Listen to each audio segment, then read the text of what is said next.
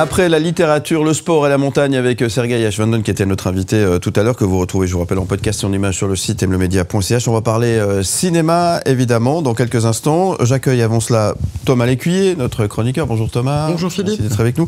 David Letard également nous a rejoint. Bonjour David, merci d'être là. On va retrouver le collector dans quelques instants également. Et nous recevons le réalisateur Stéphane Lee Kwang. Bonjour. Bonjour. Merci d'être avec nous. Bienvenue. Merci. Merci d'être là. Mike Perez également est avec nous sur le plateau. On va parler cinéma avec ce film qui va nous proposer d'être dans la cuisine des Nguyen, mon cher Thomas. Oui, c'est un vrai coup de cœur, cette comédie musicale Made in France qui nous transporte effectivement dans la cuisine des Nguyen en musique et en saveur. C'est votre film, Stéphane Lee Kwang. Oui. Comment on a l'idée de créer une comédie musicale si particulière, surtout quand on est en France, qui n'est pas un endroit très connu maintenant pour ses comédies musicales, au cinéma en tout cas? Alors moi je suis un amoureux de la comédie musicale, j'aime ça depuis mon enfance. Je suis tombé dedans avec des films comme Peau d'âne, Mary Poppins. Et moi ce que j'aime dans ce genre, c'est cette possibilité de s'évader dans le rêve, dans la fantaisie, dans la poésie. Et j'avais envie d'utiliser ce genre pour raconter cette histoire, qui est une quête identitaire d'une jeune femme qui ne sait pas encore vraiment comment se positionner entre ces deux cultures, la France et le Vietnam, et pour qui la comédie musicale est un moyen d'évasion. Alors à quel point cette famille Nguyen, qui est dans le titre du film, s'inspire de votre propre histoire, et à quel point c'est une fiction? Alors il y a un peu des deux forcément. Elle s'inspire de mon histoire dans les liens familiaux. J'ai une mère vietnamienne, donc avec un fort caractère, un peu comme celle du film. Après c'est une fiction et une comédie, donc je pousse un peu les curseurs, et ma mère ne m'envoie pas des scuds comme la mère d'Yvonne, mais pas loin. Alors ça balance vraiment dans le film. Alors, vous réglez des comptes en fait. Hein. Non, je règle pas trop de comptes, et puis j'ai en même temps 5 grandes sœurs qui sont une forte inspiration. Forte personnalité aussi. Forte personnalité.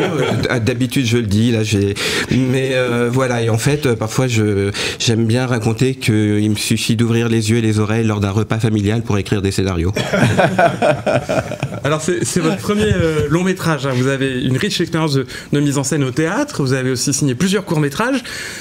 En quoi c'est différent d'écrire pour la scène, donc une pièce de théâtre sur scène, et une comédie musicale que vous filmez? Eh bien, c'est deux moyens d'expression très différents, c'est-à-dire que au cinéma, on peut se permettre plein de choses, dans le sens où on peut passer d'un lieu à un autre en quelques secondes.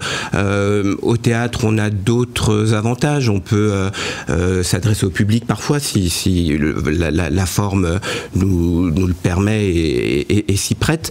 Mais voilà, c'est vraiment deux modes complètement différents, et je switch selon ce que j'écris.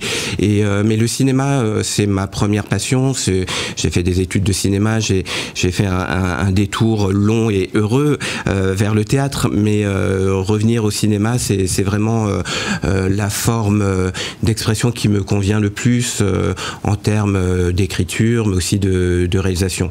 Donc voilà. On va parler musique dans quelques instants avec notre journaliste musical, David Letard, qui est juste à côté de vous. Si on devait résumer un peu la musique dans la cuisine des Nguyen, les influences, les styles qu'on peut croiser dans le score original que vous avez signé les paroles, et les compositions sont signées par, je vais retrouver le nom que j'ai perdu. Vous le dire. Oui, alors, Clovis Schneider et Thuy Nam Dao. Oui, tout à fait. Voilà. Les influences musicales, en fait, moi j'avais envie qu'il y ait une cohérence par rapport à ce que je raconte et par rapport au personnage.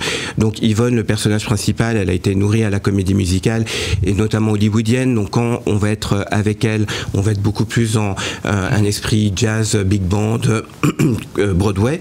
Il y a sa mère qui écoute plutôt de la variété vietnamienne, et Coco, son meilleur ami metteur en scène, qui est plus dans le disco, queer, etc.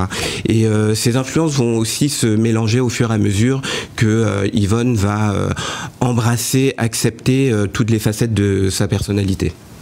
Humour, paillettes et liens familiaux dans la cuisine des Nguyen, à découvrir évidemment au cinéma. Merci d'être avec nous, Stéphane Lee Kwang. On va vous retrouver dans un petit moment.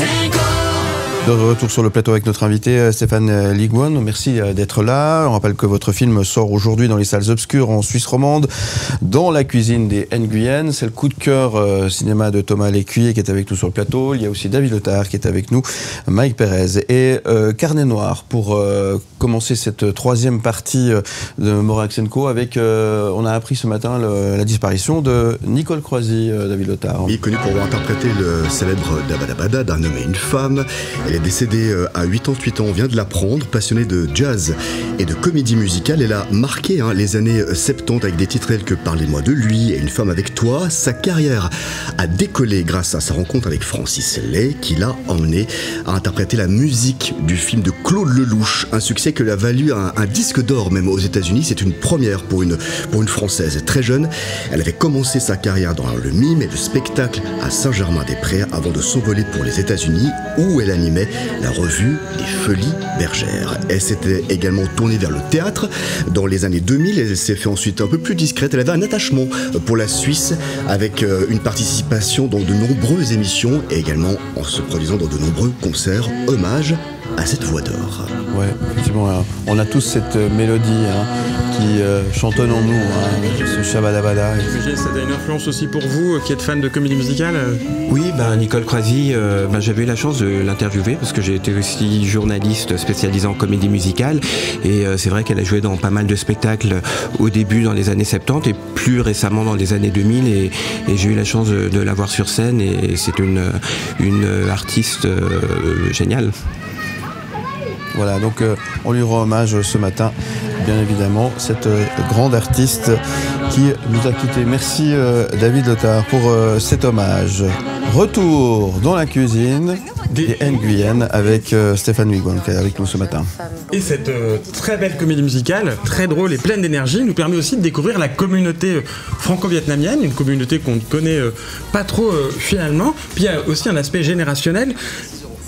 On a l'impression que vous cherchez à dire quelque chose sur la deuxième ou troisième génération d'enfants issus de l'immigration. Quel est le message du film finalement ? En fait, j'avais pas envie de parler de quête identitaire et de positionnement, du fait d'embrasser les facettes de sa personnalité, mais il y avait aussi la notion de transmission qui était importante pour moi. La génération de nos parents, quand elle est arrivée en France, son objectif principal était de survivre. Et on nous a pas forcément transmis tous ces éléments culturels liés à nos origines. Et j'avais envie de recréer le dialogue entre une mère et une fille à travers la cuisine, mais aussi à travers la musique. Donc essayer de montrer comment on peut renouer des liens. Alors tout ça évidemment avec beaucoup d'humour.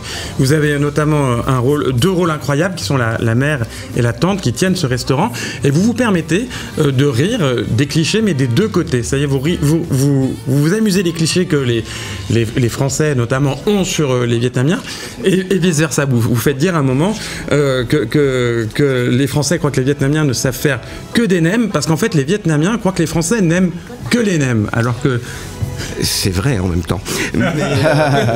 Mais pour moi c'est important de rire de ces clichés et des deux côtés. C'est-à-dire si on montre les clichés uniquement d'un côté, ça devient un peu basique et un peu simpliste. Et donc j'avais envie de montrer qu'on pouvait avoir ces clichés et qu'ils existent des deux côtés. Je l'évoquais tout à l'heure, la présence de Thomas Joly au casting. Thomas Joly, c'est le metteur en scène des cérémonies d'ouverture et de clôture des JO de Paris. C'est un metteur en scène extraordinaire. Il joue dans votre film le rôle d'un metteur en scène. C'est un sacré joli coup au casting, non ? Oui, tout à fait. Alors en fait, quand on s'est rencontrés, c'était un an avant la cérémonie des JO, mais il était déjà extrêmement connu pour son travail, notamment pour la mise en scène de Starmania. Mais c'était une belle rencontre. Je lui ai proposé le rôle de ce metteur en scène de comédie musicale. Après, souvent, on lui demande si c'est un rôle de composition. Lui, ce qu'il aime répondre, c'est en fait, Philippe, ce personnage est un peu con, donc oui, c'est un rôle de composition. Mais c'est une belle rencontre. En tout cas, c'était une belle rencontre et un très joli film dans la cuisine des Nguyen. Les musiques restent en tête longtemps, ainsi que la très très belle énergie de ce film à découvrir sur les écrans dès aujourd'hui. Ça sort aujourd'hui. Merci beaucoup d'être venu ce matin, Stéphane Ligouan. Qu'est-ce qu'on peut vous souhaiter alors ?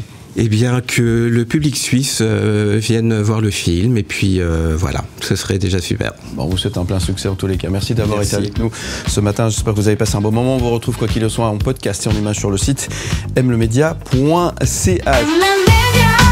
Où tu veux, comme